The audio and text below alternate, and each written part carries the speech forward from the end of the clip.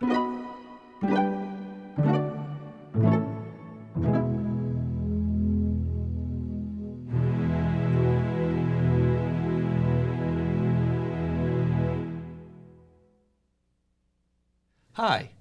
welcome to Mel Bay's You Can Teach Yourself Drums.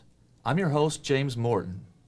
This video is designed to complement the book and CD, so we will be following the lessons that are in the book and the charts that are on the CD.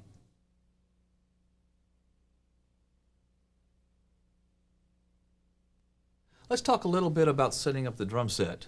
Most people, when they get their first set, is a set similar to this, a 5-piece set. And when people talk about a 5-piece set, 7-piece, what are they talking about? Well, they're talking about the number of drums, not the cymbals or the stands.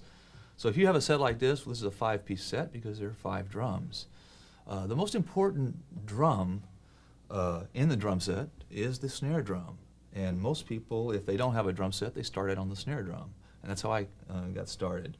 This is the snare drum, and I like to set the snare drum up nice and flat, about waist level. So I'm like sitting at a table, like having a nice meal here, nice and flat, so I can control what I'm doing on the snare drum. I know some guys like to tilt it, but I don't. I like to keep it flat so I can control what I'm doing.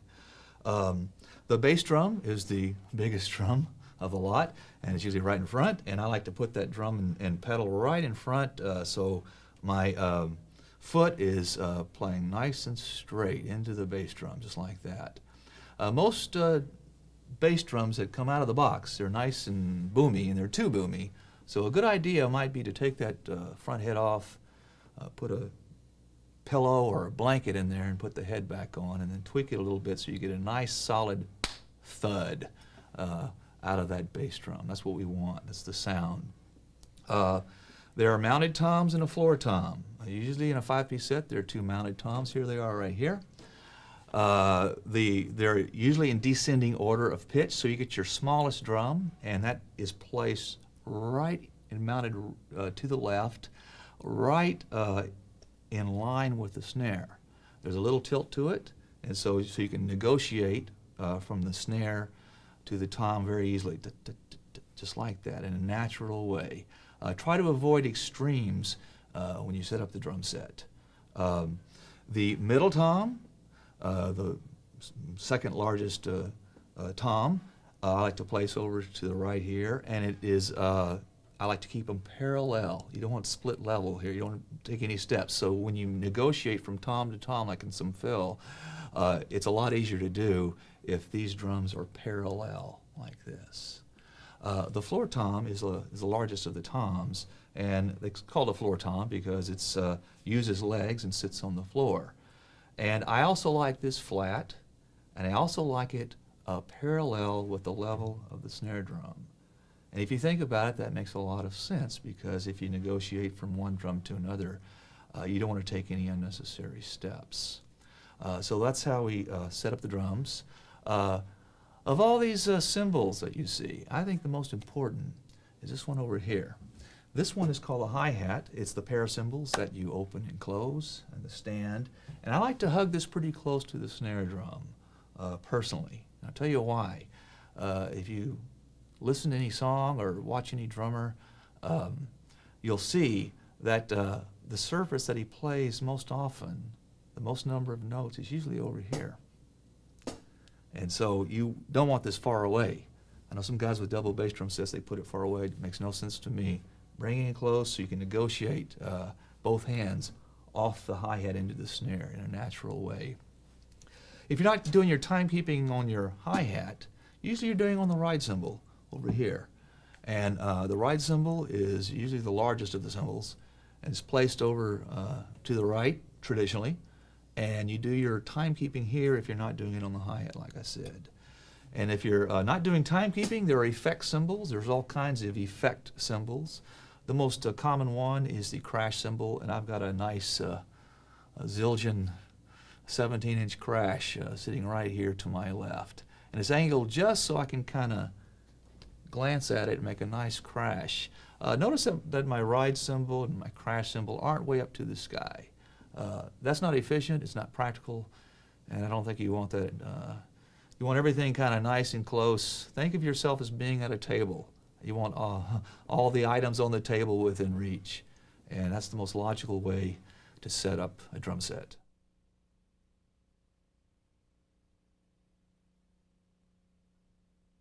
If you've looked at several drummers, you might have noticed that they usually hold the sticks in one of two ways.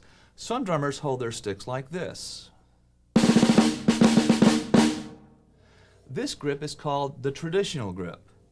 Other drummers hold their sticks like this. Notice that the hands are held the same way. This particular grip is called the matched grip because the hands are matched. We will be learning the matched grip for now. Hold one of the sticks with your thumb and forefinger with a light pinch about 1/3 of the way up the stick. Find a point in that position where you can get several bounces off the drum by throwing the stick down.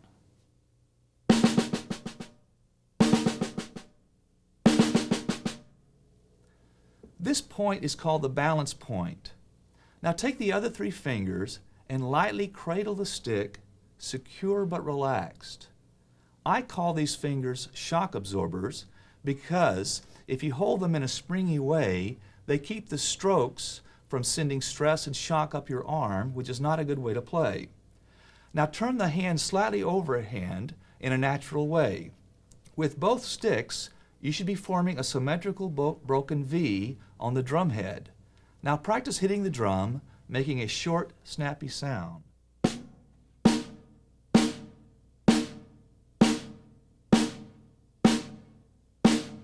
Now let's try the other hand.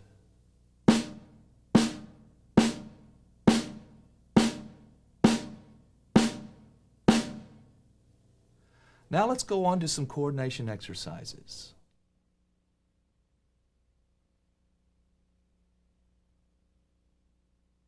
These exercises are on page 15 of your book. Look at number 1. We're playing single stroke quarter notes, leading with the right hand. So it's right, left, against the bass drum quarter notes. Let's give it a try.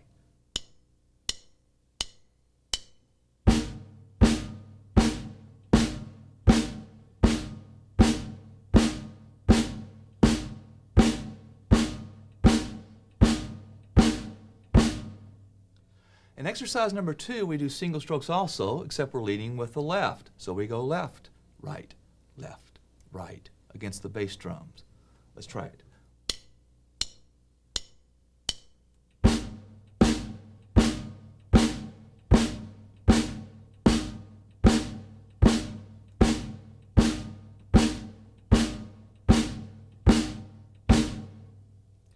In exercise 3, we move to the double strokes. Double strokes are simply 2 on a hand. Right, left. We're leading with the right against the bass drum. Here's number 3.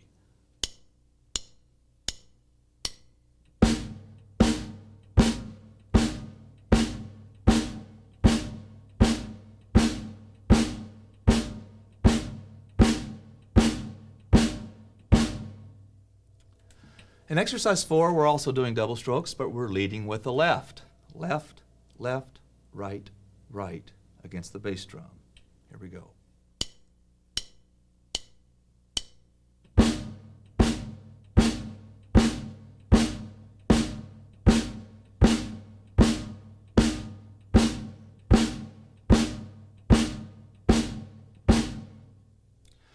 And in exercise 5, if you haven't done a paradiddle before, it's kind of tricky at first, but it's a great pattern for drummers to use. A paradiddle is a combination of single strokes and double strokes. We'll be starting out with the right hand, and we'll be playing right, left, left. All quarter notes against quarter note bass drum. Let's give this a shot.